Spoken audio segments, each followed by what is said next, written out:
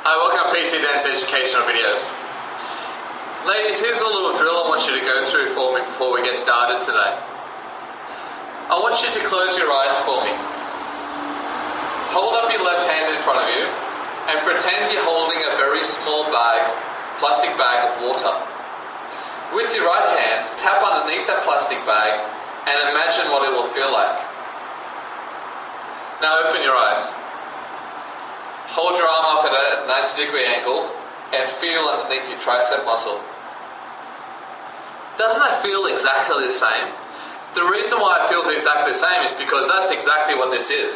It's simply a bag of water. Don't think for a second that your body retains a lot of body fat there. The reason why there is a lot of water there is for two very simple reasons.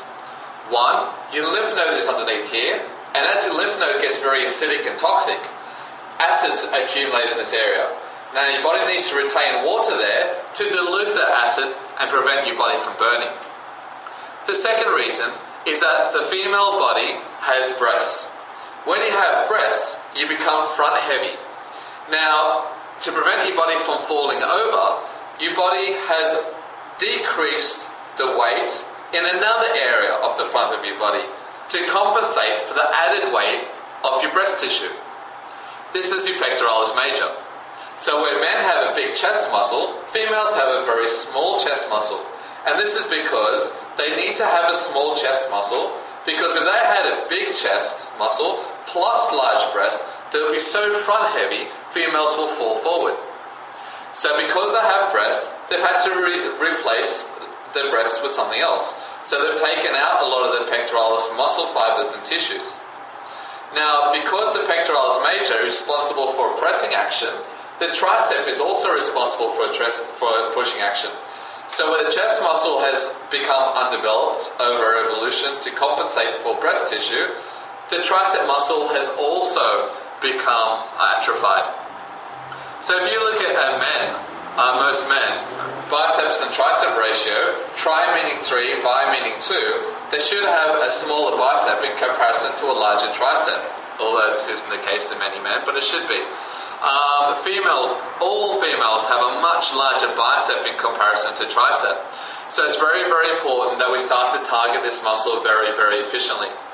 So what I suggest you do is really focus on targeting the long head of your tricep.